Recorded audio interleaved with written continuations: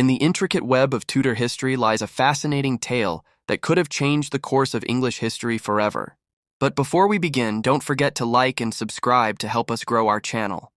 Before Anne Boleyn became the infamous second wife of Henry VIII, she was actually destined for a very different path, one that would have led her to Ireland as the Countess of Ormond. Picture this. A young Anne Boleyn, already displaying the grace and sophistication that would later captivate a king, was caught in the middle of a complex political chess game. Her family and the powerful Butler clan of Ireland were embroiled in a bitter dispute over vast estates in Ireland. The solution? A marriage alliance between Anne and James Butler, the 9th Earl of Ormond. But fate had other plans.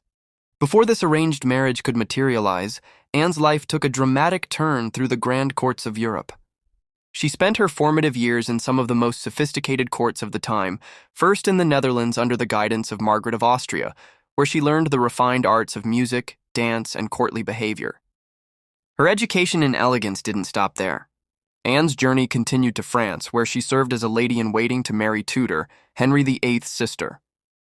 The French court was the epitome of sophistication and culture in Renaissance Europe, and it was here that Anne truly blossomed. She absorbed everything: the latest fashions, the witty conversation style, the elegant manners, and mastered the French language with remarkable fluency. When she finally returned to England, Anne was transformed. She wasn't just another English noblewoman, she was something entirely different. Her French-influenced style, her continental sophistication, and her quick wit made her stand out like a rare jewel in the English court. She moved differently, spoke differently, and carried herself with an air of continental refinement that was almost exotic to English eyes. The planned marriage to James Butler faded into obscurity as Anne's presence began to capture attention at the English court. Her sophisticated French manners and fashion sense made her the talk of the court, and eventually caught the eye of none other than King Henry VIII himself. It's fascinating to think how different history might have been if that initial marriage arrangement had gone through. If Anne had become an Irish countess instead of the Queen who would change England forever. Little did anyone know that this failed marriage arrangement would pave the way for one of the most dramatic chapters in English history, leading to the break with Rome and the establishment of the Church of England. Sometimes it's the paths we don't take that lead to the most extraordinary destinations.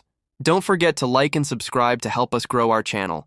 A woman named Anne Boleyn, whose story changed the course of an entire nation, whose influence still echoes through the halls of history 500 years later. Anne Boleyn. The name alone stirs up images of scandal, power, and revolution. Let me take you back to Tudor England, where one woman's refusal to be just another courtier set off a chain of events that would reshape the world as we know it. Anne wasn't your typical medieval lady.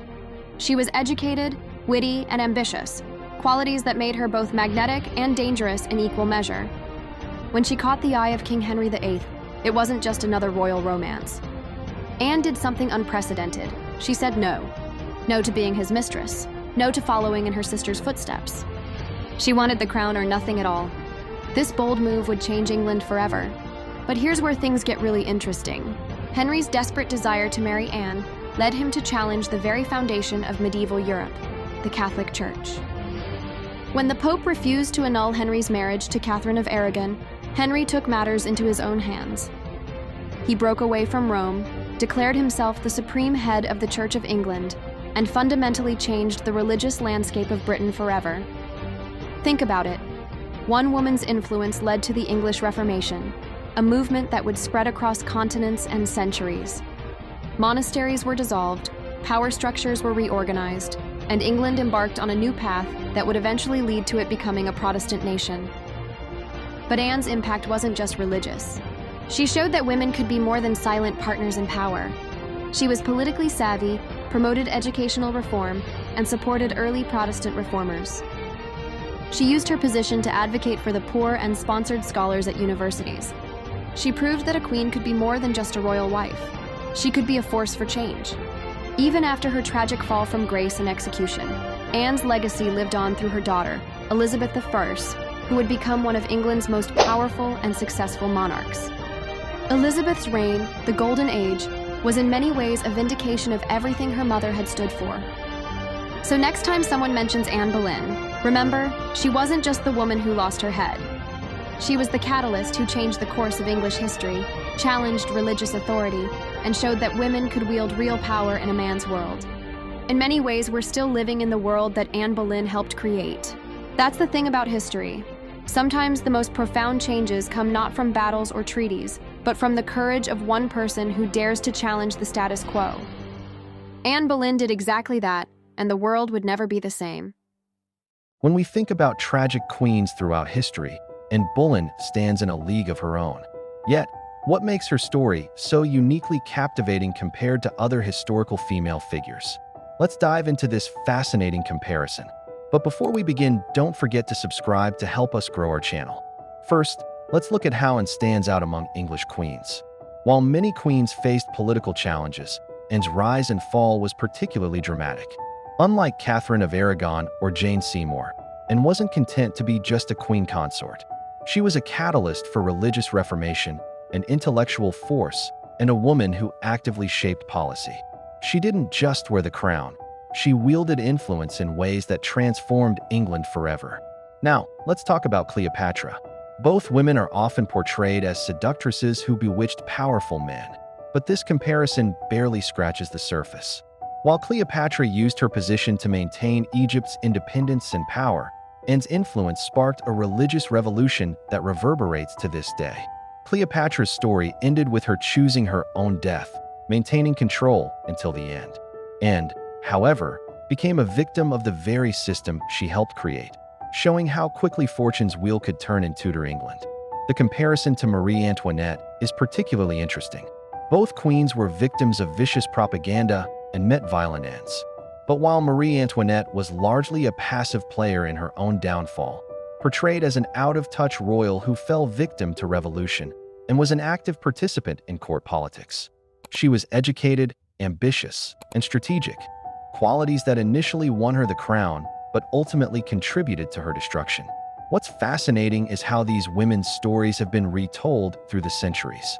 While Cleopatra and Marie Antoinette have largely become one-dimensional characters, the exotic temptress and the frivolous queen, Anne's story continues to evolve. Modern interpretations see her as a proto-feminist, a religious reformer, a political strategist, and a tragic victim of patriarchal power.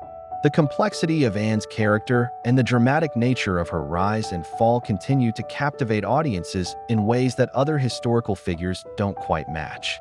Unlike other queens who were simply born or married into power, Anne's story represents something more relatable. The tale of an ambitious woman who climbed to the highest heights only to fall from grace in the most spectacular way possible. Her story remains uniquely relevant to modern audiences, speaking to themes of power, gender politics, and religious freedom that still resonate today. Subscribe and share. Anne Boleyn, perhaps like no other queen in history, has captivated storytellers quite like her.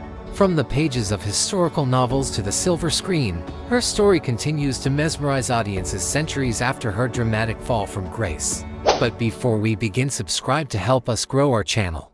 Let's dive into how literature has shaped our view of this fascinating woman. In countless novels, Anne appears as everything from a calculating seductress to a tragic heroine.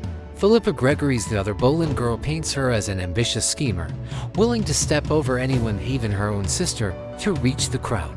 Meanwhile, Hilary Mantel's award-winning Wolf Hall trilogy offers a more nuanced portrayal, showing Anne as a brilliant, educated woman caught in the dangerous game of Tudor politics. But it's on screen where Anne Boleyn's story truly comes alive in vivid color. Natalie Portman's portrayal in The Other Boleyn Girl gave us a fierce, determined Anne, while Natalie Dormer's interpretation in The Tudors showed us her seductive charm and quick wit. Claire Foy in Wolf Hall captured Anne's vulnerability beneath her strong exterior. And more recently, Jodie Turner-Smith broke new ground with her powerful performance in the miniseries Anne Boleyn, challenging traditional casting norms. What's fascinating is how each portrayal reflects the era in which it was created. In the Victorian age, Anne was often depicted as a homewrecker who got what she deserved.